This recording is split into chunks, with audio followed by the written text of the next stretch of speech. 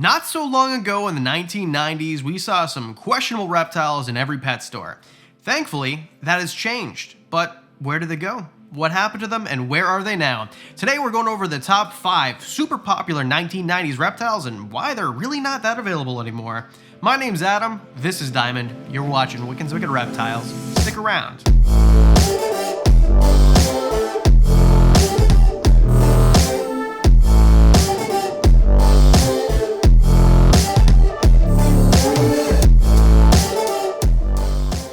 To be clear, I don't think that any of these animals should be demonized or aren't great pets for certain people, but there are certain animals that you shouldn't be able to walk into a pet store and buy for $25 with no questions asked. And that's kind of what we're covering today. I remember when I was a kid, just before we get to the top 5, we had this really cool pet store. It had this awesome section for reptiles. I loved going back there to look at it because we saw anacondas and reticulated pythons and everything else that you could just walk in and be like, I want that. And then the shop owner would be like, okay, here you go, please, $35, please.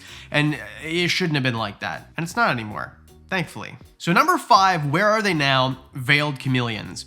We're gonna start with the one that you still see pretty regularly, but chameleons, I make no bones about it, are not great reptiles for most people because they're fragile. Now, veiled chameleons generally are one of the easier species to keep, or that's what the chameleon friends that actually own chameleons tell me, right? I think it's cool to have a chameleon if you're going to take care of it, but it's more work, let's say it that way, than if you were to keep, say, I don't know, a leopard gecko or a ball python or something like that. Now, I get the allure.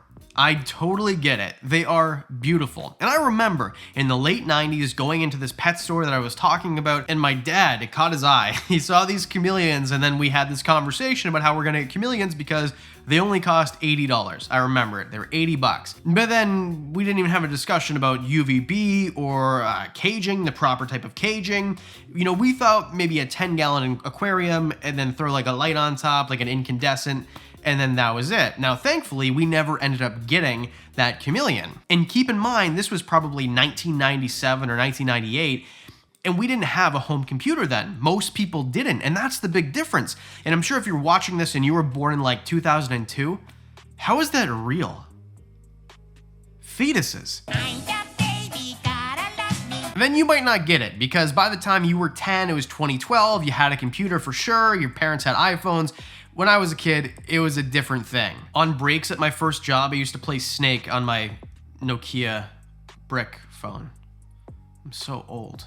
But anyway, veiled chameleons are far less accessible in that type of scenario. Now, there are chameleon breeders, and that's a great thing about veileds in comparison to, say, I don't know, carpet chameleons. Veileds are very often bred in captivity. They're not that difficult, they're short-lived, so they get to sexual maturity pretty quickly. They lay tons and tons of eggs, so they're not that difficult to find or that expensive, but people now know how much more difficult it is to keep a veiled chameleon than we used to, because we have the internet. This is gonna be a common theme, because I think two things. As we go along and we keep reptiles for longer, people just get the word out verbally at reptile shows, trade shows, reptile shops, things like that. But also the huge thing is the internet, because I don't actually need to know you. I don't need to know Joe Blow's Exotics in person or in a circle. I could be someone who's never talked to anybody in the reptile community, kind of anonymously searching the internet, and I can learn a whole lot without ever actually speaking to a person. Not saying that you shouldn't communicate with other reptile people, you should. It's super fun, and you get to know stuff. Anyway, let's move on to one that I can't even believe. Like, I remember it so vividly. African rock pythons. African rock pythons are an animal that for sure they were brought in imported. I remember they were big, they were nasty. As soon as you walked into the reptile room, they hissed. And the reptile room, by the way, at this reptile shop or at this pet shop was smaller than this room, but it had tons of animals. These African rock pythons, which in my estimation were, I don't know, 8 foot, maybe 10 foot. They were big animals, were in, I don't know, like 75-gallon enclosures, like all curled up, no room to move. Now, if you go into a reptile shop and you see an animal that is kept that way, you might be thinking, well, I can keep it that way at home. And I think at the time there were care guides or kind of written out on like a whiteboard, and ball pythons, obviously a staple back then even, we were being told to keep them in a 20-gallon enclosure, or maybe it was a 10. And obviously we know that we can't do that, so things have changed. I don't know what this shop would have recommended that we keep this African rock python in, but I bet you it wasn't an 8 foot by 4 foot by 4 foot type enclosure that we keep big snakes in now. And to this day, African rock pythons usually are imported. Now there are some breeders, right? I think Bob Clark breeds them, and there's some bigger names that are breeding them now. And there are some morphs even. I got to see a really cool African rock python at the Reptarium last week, and it seems like people kind of realize if you want a big snake, get a berm or a retic or something like that, because they're just less cantankerous. The ease of care is pretty much the same, but they just make better pets for the most part, and they're easily found captive bred in comparison to African rock pythons. Number 3, green iguanas. Now, if you are a kid from the 90s, you knew this had to be on the list. We saw them everywhere, and this went even into the 2000s. Do you want to see a video about the 2000s, like reptiles in the 2000s that aren't popular, or the 70s or 80s? Let me know in the comment section below, hit the like button, and we'll make them. Anyway, green iguanas were always sold very tiny. I imagine they came in farmed because they're always little. So they definitely weren't captive bred because we're selling these animals for 25 bucks. Nobody's breeding these animals, which are huge, take tons of space, tons of resources to house, and selling for 25 bucks. It just doesn't make sense. You'd never make your money back. So these animals were coming in wild caught. A lot of the times they were kind of mangled, missing pieces of their tail. I remember that. And this was kind of common. Now you can still find green iguanas for sale, and they're usually not that expensive, but they're still a lot of the times farmed. The difference is we know now green iguanas make terrible pets for most people just because they get so freaking big. They get big, they can be not aggressive but defensive. Actually, you know what? They are one of the reptiles that could be kind of aggressive when they go through puberty.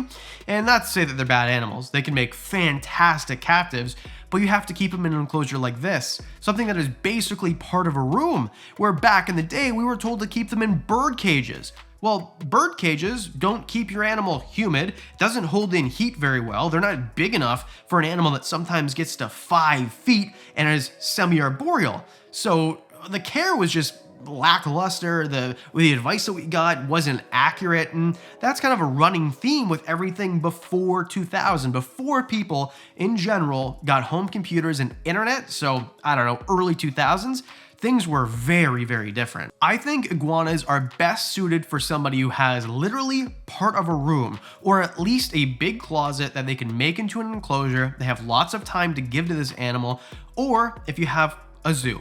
That might be the best option too. I love seeing these animals in the wild or in the zoo, but when someone shows me that they have one in a 120-gallon tank, I don't like that. But iguanas are herbivores, so that's pretty cool. Yeah.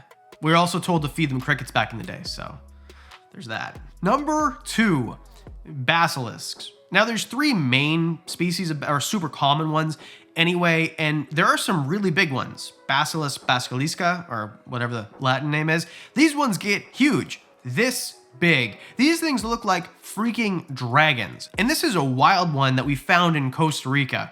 So imagine, with proper care over a long time with the proper conditions, how big these things could get. And by the way, I remember when we found this one in Costa Rica, we were told by the locals, stay away from this thing because if it bites your hand, you might be going home with one less finger. Now, if they can actually rip digits off, probably not, but they could definitely take chunks out of you. They are big, they need lots of room, they need a water type area because, well, they're called Jesus lizards, right? They run on water.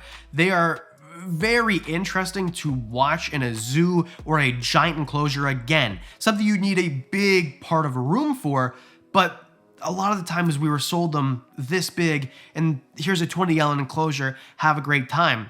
And obviously these things get bigger than a 20-gallon enclosure. Now I still do see them. I saw one at a reptile shop just down the highway from me, and that's pretty frustrating because it was pretty cheap too. I think it was like 50 bucks, and it's gonna be pawned off on someone who probably doesn't know what they're doing. And when I asked about it at the shop, these people had no freaking idea that this thing even got that big. So it's still happening, but this is an isolated incident where before I would go to every reptile shop under the sun and there'd be a basilisk there. They're brought in farmed or wild caught. They're not captive bred. They're full of parasites. They're coming in as babies, sold as these cute little things, and they're gonna be freaking huge. So where are they now? At zoos and in specialty collections for people who actually know how to take care of them, where they belong. And let me know in the comment section below, have you seen any of these first 4 animals in reptile shops recently? What was the care advice like if you talked to the person behind the counter? Let me know. And number 1 most insane 1990s animal that was everywhere and you can't find now, thankfully, alligators. Now, this is probably more common in the 70s, even the 60s I've heard, in 80s, but in the 90s even, at this pet store, I don't want to name it, even though it's out of business, there's a pet store in its place right now, and I don't want to, I mean, they do a good job now, but this place, I remember, had alligators for sale. I don't remember what the cost was, but I remember it was enough that I could save up with my allowance because I was considering it. Now, obviously, my parents would never consider letting me actually do this, but in my own head, I thought, hey, maybe it'd be cool if I could just save up, go in and buy an alligator. And at the time, even as a kid, they probably would have sold it to me. And hilariously, the reason that I didn't buy this, I don't know if you remember, Canadians will remember, Popular Mechanics for Kids, sick show in the 1990s. They had this whole segment on how alligators in the sewers, and which turned out to be a myth. People, when they flush alligators, they die. They don't, like, grow up in sewers, but that's what convinced me not to. So yeah, great job, PMK. The most random reference ever. Don't even get me started on house hippos. The North American house hippo is found throughout Canada and the eastern United States. Anyway, if you really need me to spell out why alligators are bad pets for nearly everybody, well, American alligators can get over 10 feet, and even if it were caimans, which you see sometimes now but still not very common, a dwarf caiman will grow to 4 feet, but that's still a serious animal.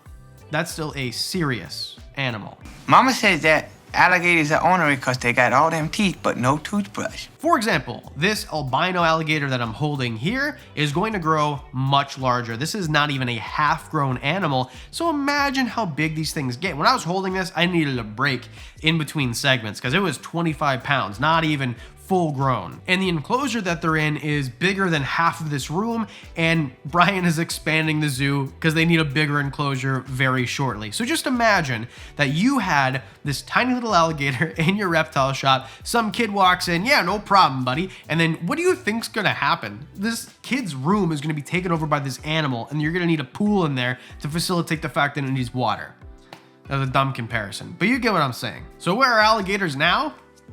In zoos, where they freaking belong. Now, with that said, if you want to keep an alligator and you really know what you're doing and you've trained under someone who knows what they're doing and you have a facility, and that's a different thing. But there's very few people who fall into that category. So there you go. What do you think? This list was actually really fun. So if you want to see 80s, 70s, 60s, 2000s, I'll make those lists for you too. If you don't mind hitting subscribe, hit the thumbs up. It really helps this channel. Sorry to beat it to death, but pretty sure YouTube makes you say it. Otherwise, are you a real YouTuber if you don't pander at the end? And a special thanks to our Patreon supporters.